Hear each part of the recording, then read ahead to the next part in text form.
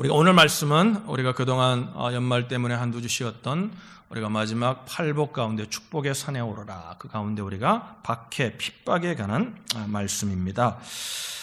오늘 이 말씀을 우리가 전해야 될까 제가 좀 고민이 많았습니다. 왜냐하면 연초 이제 우리가 그 말씀을 마무리할 필요는 있었지만 연초니까 시기적으로 핍박, 박해라는 주제를 다루는데 조금 부담이 있었습니다. 연초에는 아무래도 더 희망적이고 연초에는 아무래도 더 소망이 있는 메시지를 전하길 원하는 설교자의 고민 때문이었겠죠. 그래서 제가 이제 곰곰이 이 말씀의 주제를 가지고 묵상하는 가운데 오늘 주제가 어쩌면 이 한 해를 시작하고 이 한 해를 살아가는데 우리가 시작점에서 꼭 들어야 될 말씀이라는 생각이 들었습니다. 왜 그러냐면 여러분 보세요.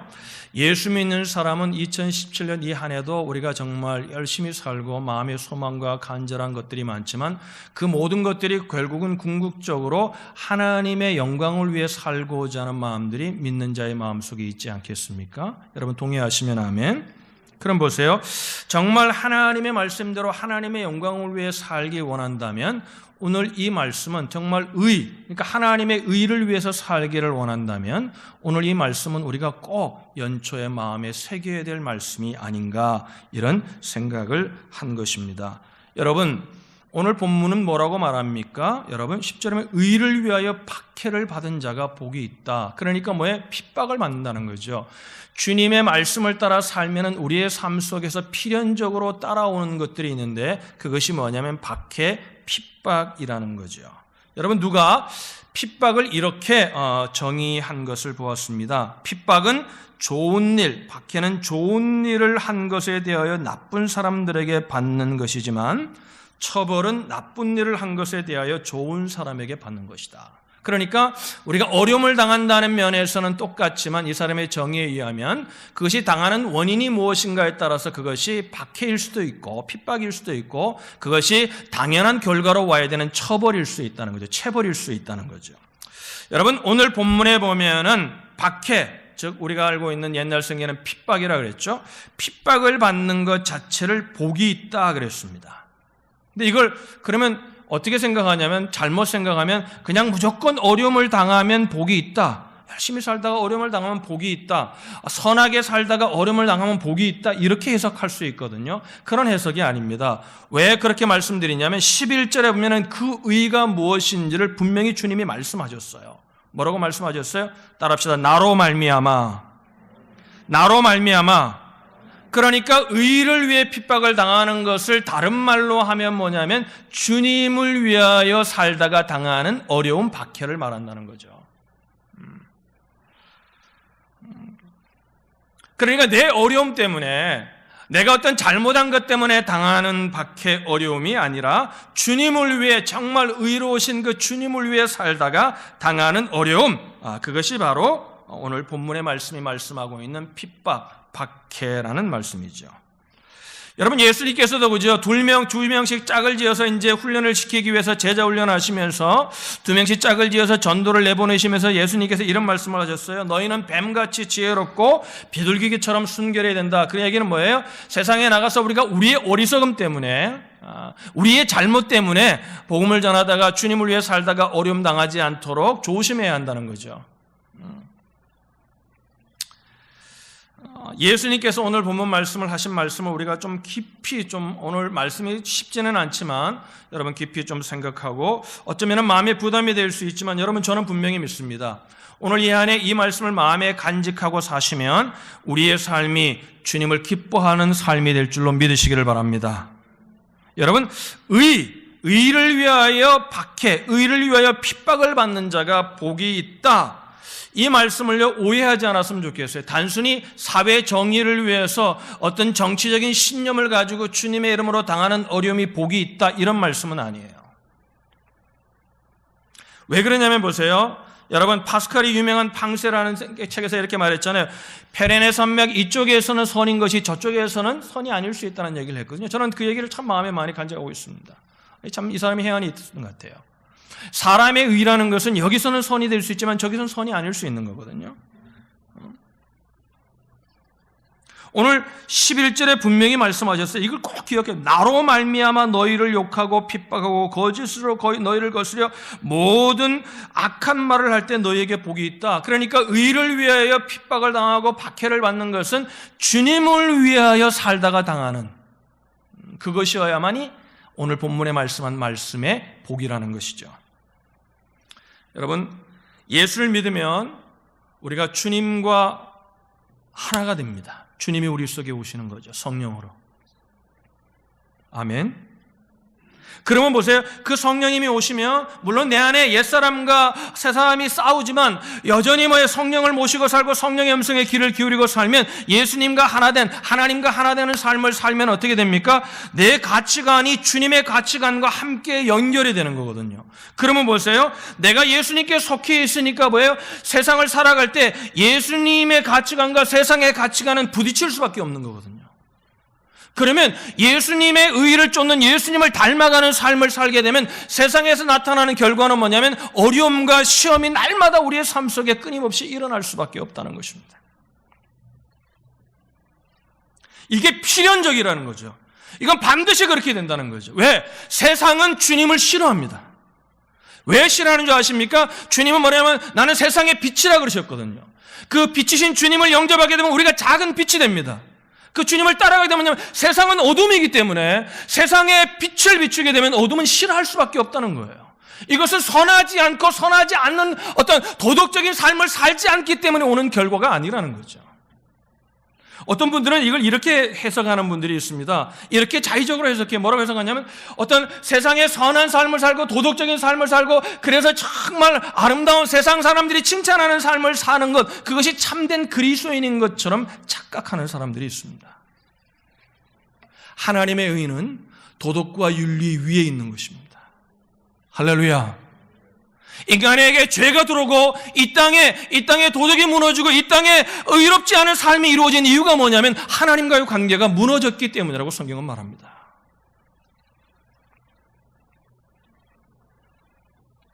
그러니까 보세요. 세상에 예수님이 왔습니다. 그분처럼 의로운 분이 어디 있습니까? 의 자체이신 그분이 오셨습니다. 그분처럼 선한 분이 어디 있습니까? 그분처럼 도덕적으로 완벽한 분이 어디 있습니까? 그분이 그런데 핍박을 받은 이유가 그분이 선하지 않기 때문이었습니까? 그분이 의롭지 않기 때문이었습니까? 아닙니다. 그분이 도덕적인 삶을 살지 않았기 때문인 것입니까? 그분이 세상의 사람들의 지탄을 받을 만한 잘못이 있었기 때문에 그분이 핍박을 받았다고 성경은 말합니까? 그렇게 말하지 않습니다. 성경 그분이 빛이기 때문에 의로운 삶을 살기 때문에 세상은 그를 미워했다고 성경은 말합니다. 그러니까 우리가 그리스도인으로서 선한 삶을 살지 못하는, 도덕적인 삶을 살지 못하는 연약함이 있어서 우리가 어려움을 당하는 경우도 있지만 우리가 성경을 통해서 깊이 깨달아야 되는 것은 뭐냐면 우리가 주님을 닮아가고 주님을 따라가는 삶을 살 때 주님과 같이 우리는 세상을 향하여 세상이 우리를 핍박하고 세상이 박해하는 것은 너무나 당연하다는 사실을 우리는 기억할 필요가 있다는 것입니다. 요한복음 15장에 보면 예수님께서 이런 말씀을 하셨습니다.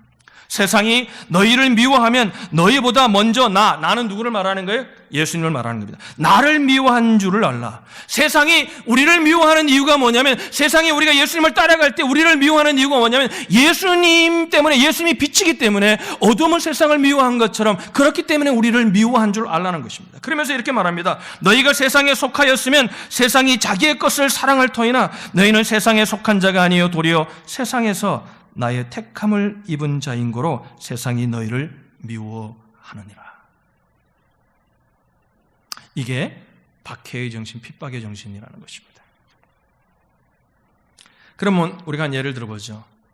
어떤 그리스도인이 있는데 이 세상을 살면서 아무런 어려움이 없습니다. 그러면 오늘 말씀에 비교해 보면 뭐냐면 그는 문제 있는 그리스도인이라는 것입니다. 그런데 오늘날의 기독교인의 삶 속에는 어떤 생각이 있냐면 오늘날 기독교인들은 이렇게 생각합니다. 심리학이나 이런 것들이 세상의 교회 안에 들어와가지고 뭐라고 얘기하냐면 세상의 사람들과 문제가 생기면 문제 있는 사람으로만 생각을 합니다. 그런데 여러분, 하나님의 의를 쫓는 자의 삶 속에는 세상과 늘 문제가 있을 수밖에 없다고 성경은 말합니다. 그래서 교회에서 관계의 법칙을 얘기하고 그것이 잘못됐다는 얘기가 아니라 세상은 주님을 닮아가는 삶을 사는 성도들을 싫어할 수밖에 없다는 것이 성경의 말씀입니다. 그러면 세상이 우리를 향하여 우리를 싫어하지 않는다면, 세상이 우리를 너무나 좋아한다면 성경이 말하고 있는 것은 뭡니까? 우리의 삶이 예수님을 닮아가는 삶이 아니라 예수님을 흉내내는 삶이기 때문에 그렇다는 것입니다.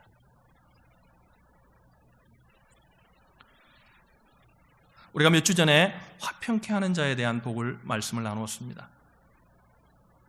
좋아, 다 좋아, 이게 아니라 그랬죠. 그 화평은 뭐라 그랬습니까? 진리와 정의를 상실한 화평은 화평이 아니라 그랬습니다. 성경이 말합니다. 진리에 근거한 화평입니다. 그런데 그 화평, 진리에 근거한 화평의 삶, 피스메이커로 살아가는 삶의 그 다음 말씀에 주님이 뭐라고 말씀하냐면 핍박, 박해에 관한 말씀을 하십니다.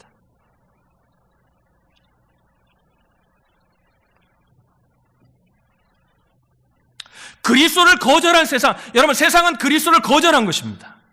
지금도 여전히 세상은 그리스도를 거절하고 있습니다. 그런데 우리가 예수님의 작은 빛이 돼서 우리는 세상의 한복판에 서 있습니다. 그래서 주님이 이렇게 말씀하신 거예요. 내가 세상에 화평을 준 줄 온 줄로 착각하지 마라. 나는 세상에 검을 주러 왔다.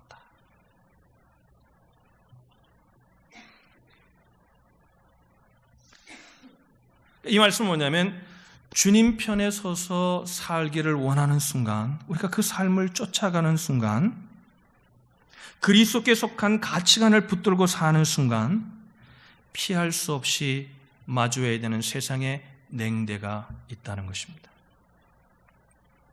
그럴 때 성경은 뭐라고 말하냐면 기뻐하라는 것입니다. 네가 내 속에 있다는 것입니다. 할렐루야, 할렐루야.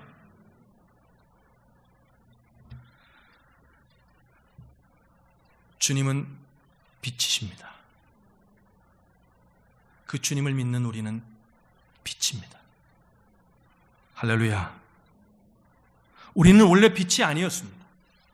예수님 혼자 빛이셨습니다. 그런데 참된 그리스도인 그 빛이신 그분을 영접하는 순간 그 빛이 우리 속에 들어왔습니다. 이제 우리가 작은 빛이 된 겁니다. 이 빛이 있는 곳에 피할 수 없는 현상 하나가 있죠. 뭡니까? 어둠을 드러낸다는 겁니다. 어둠이 폭로된다는 겁니다. 그러니까 세상은 어둠이라고 말했잖아요. 세상은 빛이 들어오면 어둠은 싫어할 수밖에 없는 거예요. 싫은 거예요. 싫은 거예요.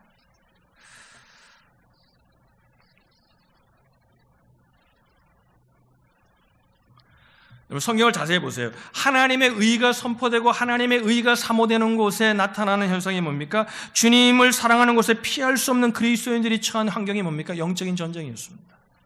그래서 하나님의 전신갑주를 취하라. 할렐루야. 여러분, 이 안에 정말 주님의 영광을 위해 살기를 원하세요? 그렇다면 여러분, 우리 삶 속에 어려움이 있을 수밖에 없다는 사실을 인정하고 살아야 합니다. 할렐루야. 할렐루야. 이 예수님이 말씀하신 의를 위하여 박해를 받는 자의 복은요, 선하고 고상하고 희생적인 삶 때문에 당하는 박해를 말하는 게 아니에요. 다시 말씀드립니다. 이거 오해하면 안 됩니다. 여러분이 고상하기 때문에 박해를 받는다면 오늘 본문의 말씀이 말씀하고 있는 박해가 아니에요.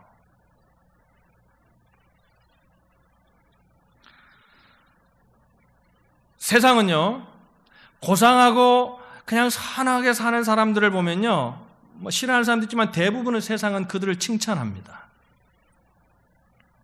왜 칭찬할까요? 그들을 보면서 이런 생각을 하는 거예요. 야, 그 사람을 바라보면 나도 저렇게 살 수 있지 않을까 하는 자신을 향한 마음들이 있는 겁니다. 그래서 그들을 칭찬합니다. 누구만 박해를 당한다고 성경은 말하냐면 의를 사모하는 자, 의롭게 사는 자. 의롭게 사는 건 뭐라 해서 예수 그리스도를 따르는, 예수 그리스도를 인하여 말미암아 예수 그리스도를 닮고자 하는 삶을 살아가는 자, 빛의 삶을 살고자 하는 자들에게는 박해가 따라온다는 거예요. 제가 그러면 한번 증명해 볼게요. 성경을 통해서 시간에 다 말할 수 없지만 몇 가지만 얘기해 보겠습니다. 성경을 보고 교회사를 보시면 박해가 세상에만 있었던 건 아니에요. 교회 안에도 있었고 공동체 안에도 있었습니다. 하나님을 믿는 사람들 가운데도 있었습니다. 여러분, 가장 격심한 박해 중의 일부는요, 교회 자체와 종교인들에 의해서 가해졌어요. 여러분, 주님을 보세요. 주님을 박해하고 주님을 그렇게 싫어하는 사람들 누구였어요? 로마 병사들이었어요? 로마인들이었어요? 하나님을 모르는 백성들이었어요? 아니에요. 유대인들 가운데도 가장 하나님의 말씀을 가장 많이 알고 자기대로 의롭다고 생각했던 바리새인들, 서기관들, 율법학자들이었어요. 그들이 예수님을 핍박한 이유가 뭐예요? 예수님이 도덕적으로 결함이 있었기 때문이에요? 예수님이 선하지 않았기 때문이에요? 아니에요. 뭐 때문이에요? 예수님이 빛이셨기 때문에 그런 거예요. 예수님을 바라보자, 예수님이 오시자, 예수님의 삶을 바라볼 때 그들은 무엇을 느끼냐면 자기들이 너무나 약해 있고 너무나 추한 모습이 보이는 거예요. 그러니까 뭐예요? 예수님을 싫어하는 거예요.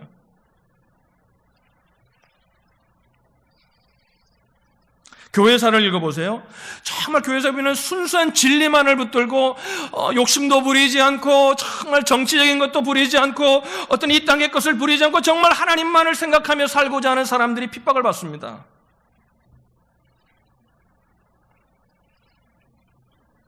그들을 핍박한 사람들은 명목상의 그리스도인들이었어요. 퓨리탄들, 청교도들도 보세요. 청교도들을 가장 핍박하고 박해했던 사람은 누구예요? 미국이 어떻게 세웠으면 퓨리탄들이 와가지고, 그죠? 그 박해를 피해서, 그죠? 여기 와서 이 나라를 세웠어요. 내부에 있었어요. 그럼 우리가 한 가지 질문하게 되죠. 그러면 의인은 어째서 박해를 받습니까, 목사님? 의인은 왜 박해를 받는 걸까요? 왜 의인은 세상의 선한 사람들, 고상하게 사는 사람들보다 왜 하나님의 의는 그보다 더 높다는데 왜 그 높은 의를 사모하고 사는 사람들이 왜 박해를 받을까요?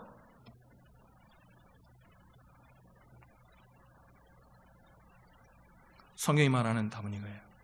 하나님의 의는 빛과 같기 때문이라는 거예요.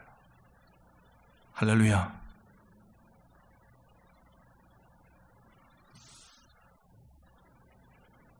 세상의 선한 삶은 왜 사람들이 칭찬합니까? 그걸 보면 나도 그렇게 살 수 있다. 결국 그들은 자신을 찬양하는 겁니다. 하나님의 의는 하나님을 찬양합니다.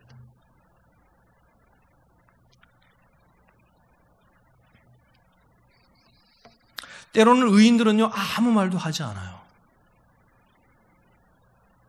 말로 누구를 정죄하지 않아요. 그런데 그들의 삶을 바라보면 세상은 너무 싫은 거예요. 그들이 미운 거예요. 그래서 그들의 결점을 찾아내려고 했습니다. 여러분, 다니엘을 보세요. 다니엘이 박해를 받은 이유가 무엇입니까? 다니엘이 의롭지 않고 다니엘이 정치적으로 자기의 어떤 술수를 쓰고 요즘 세상의 정치인들처럼 그렇게 자기의 욕심을 부렸기 때문에 박해를 받았습니까? 아니에요. 다니엘은 의로운 사람이에요. 그는 자기의 욕심을 따라 무엇을 하지 않았어요. 하나님의 영광을 위해 합니다. 근데 주위의 사람들이 막 다니엘을 박해합니다. 이유가 뭐예요? 다니엘을 바라볼 때마다 자기들 속에 있는 어둠이 드러나는 거예요. 다니엘이 너무 싫은 거예요. 그러니까 도덕적으로 뭔가 결점을 찾을 수 없으니까 뭐예요? 종교의 법을 만들어서, 그죠? 신상에 절하지 않으면 죽이겠다는 법을 만드는 거예요. 핍박하는 거예요.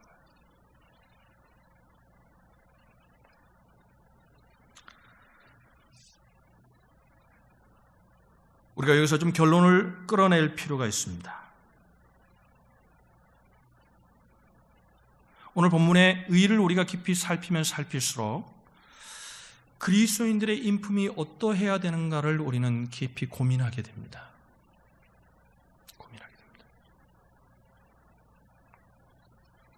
만약 우리가 생각하는 그리스도인의 인품이 그냥 불신자들에게 찬양과 갈채를 받을 수 있는 정도로만 끝난다면 그것은 하나님이 말씀하는 의가 아닙니다.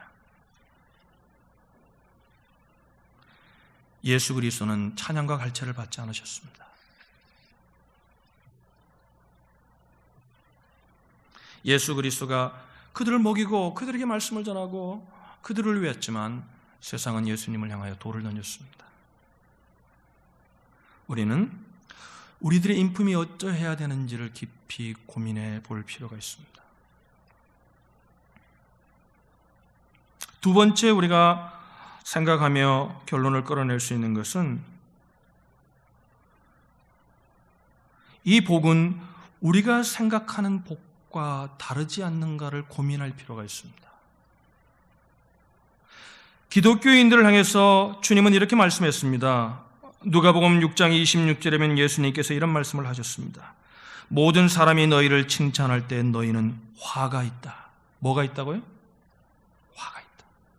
모든 사람이 너희를 칭찬한다면 너희는 화가 있다. 그러면서 이렇게 말씀하죠. 그들의 조상도 거짓 예언자들에게 그와 같이 행했다. 우리가 예레미야나 그죠? 정말 하나님의 선지자들이 너희들 이스라엘 백성들 회개하고 주님께로 돌이키지 않으면 너희들 정말 망한다. 다른 나라를 들어서 이 나라를 멸망할 것을 전할 때 그들은 다 싫어했습니다. 예레미야가 그렇게 눈물의 선지자가 눈물을 흘리며 하나님 앞에 기도하며 메시지를 전해도 그들은 그 메시지를 받지 않습니다.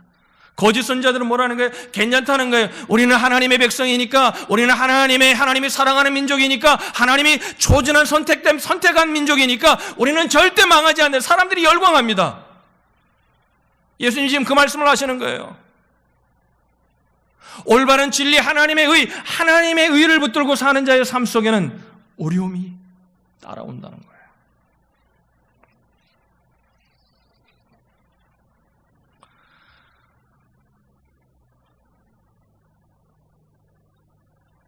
모든 사람이 너희를 칭찬할 때 너희는 화가 있다. 오늘날 우리가 그리스도인들이 저와 여러분들이 힘을 잃어버린 이유가 무엇일까요? 많은 사람들이 말은 안 하지만 그 이유는 교회가 타락했기 때문이라고 모두가 알고 있습니다. 교회가 타락한 이유가 무엇일까요? 거기에 가장 첫 번째 책임은 목회자에게 있을 것입니다. 그 목회자의 책임 가운데 가장 큰 책임이 뭘까요? 메시지를 온전히 하나님의 말씀을 그대로 전하지 않습니다. 사람들이 좋아하는 말만을 하기 시작한 것입니다. 사람들은 모였지만 교회는 힘을 잃어버렸습니다. 여러분, 신명기의 말씀이면 하나님의 28절 복에 관한 말씀을 쭉 하고 있지만 복에 관한 말씀보다 더 많은 분량을 화에 관한 말씀을 하고 있습니다.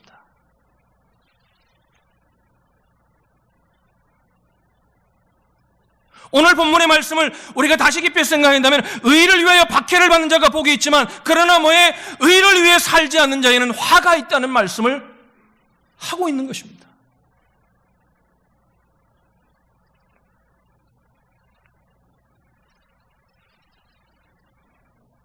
우리는 기독교인들을 이렇게 생각합니다. 정말 참된 그리스도인들은 이런 사람들이라고 상상합니다. 멋지고 인기 있고 아무 사람도 성내지 않게 하고 그와 지내기는 너무나 쉽고 그는 너무나 오픈되어 있는 사람이다. 이걸 참된 그리스도인이라고 생각을 합니다.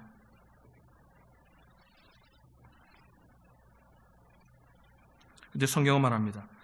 그리스도인은 모든 사람에게 칭찬을 받는 사람이 아니라고 말합니다.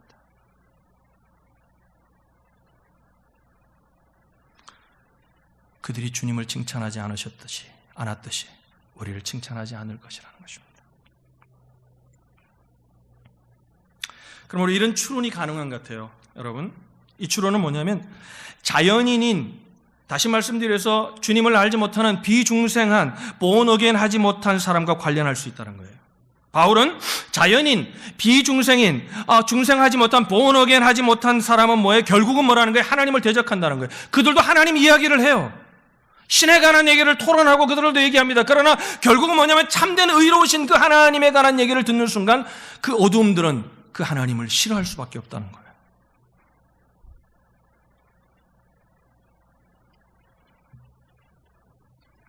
그것이 성경시대의 세상의 사람들인과 같이 오늘날도 똑같다는 거예요. 오늘날도 뭐야? 세상은 어둠이기 때문에 빛이신 그분이 드러나면 어둠은 빛을 싫어할 수밖에 없다는 거예요. 그러면 마지막 추론은 이거죠. 그 사람은 기독교인이 되기 전에 born-again 하는 것이 절대적으로 필요하다는 것입니다. 오늘 이 아침에 주님을 만나지 못한 분이 계세요. 주님을 만날 수 있는 은혜가 있기를 주의 이름으로 축원합니다.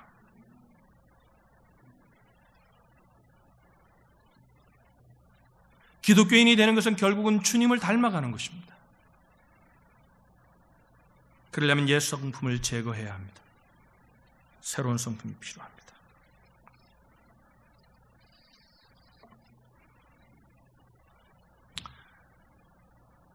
의를 위하여 박해를 받는 자의 삶이 복이 있다고 말했잖아요, 말씀이. 그것은 무엇을 말하는 걸까요? 그분을 닮기 위해 빛으로 살아야 한다는 것입니다. 할렐루야. 그저 선하게 그것으로 그쳐서는 안 된다는 것입니다. 빛의 삶을 살아야 한다는 것입니다.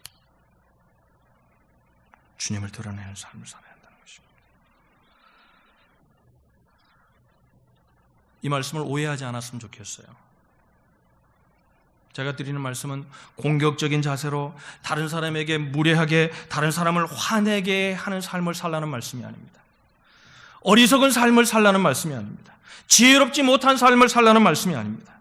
박해를 자초할 일을 그냥 만들어서 하라는 얘기도 아닙니다. 하지만 그리스도를 닮음으로써 박해는 반드시 따라온다는 것을 기억하라는 말씀입니다. 우리가 정말 모든 사람과 다 잘 지낸다면 우리는 지금 그리스도를 닮아가는 삶이 아니라 그리스도를 흉내내고 그리스도를 그냥 가짜의 모습을 가지고 사는 삶의 모습이라는 것입니다.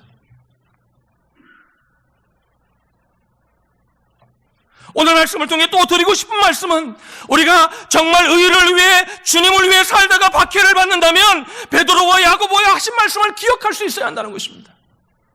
기쁘게 여기라는 것입니다. 그것이 내가 주님을 위해 살고 있다는 증거, 주님이 주신 면류관이라는 사실을 잊지 말라는 것입니다.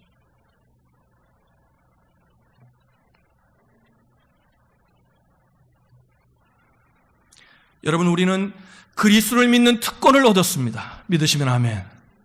우리는 또 하나의 특권을 가졌습니다. 그리스도를 위해 박해를 받을 수 있는 특권을 가졌다는 것입니다. 이 안에 여러분이 이 믿음을 가지고 산다면 우리는 담대하게 살 수 있습니다.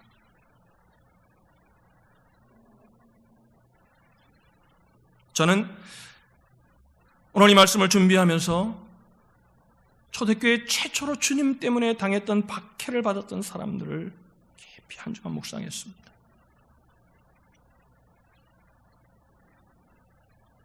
그리고 그분들의 삶을 묵상하면서 제가 깨달은 것이 있습니다. 그들의 삶은 불행하지 않았다는 것입니다. 그들의 마지막 삶을 보면 그들의 삶의 중간중간의 모습을 성경이나 교회에서는 이렇게 기록하고 있습니다. 그들은 감사했다고 말합니다. 오늘날 교회가 우리가 힘을 입어낸 이유가 뭘까요? 하나님의 힘이, 하나님의 전능하심이 작아졌기 때문일까요? 아닙니다. 하나님은 지금도 똑같으신 분이십니다. 오늘 이 아침에도 이 예배를 받으시는 분은 똑같은 하나님이심을 믿으시길 바랍니다.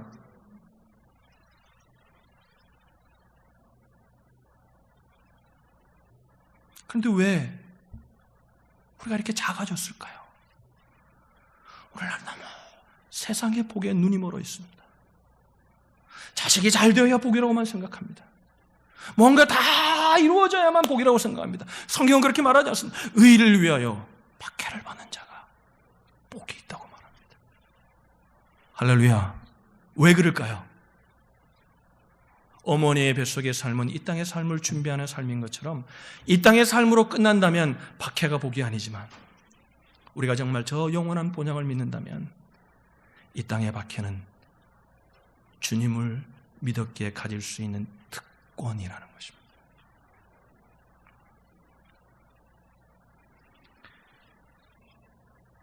부족하지만 오늘 이 아침에 저는 이렇게 여러분을 위해 기도하길 원합니다.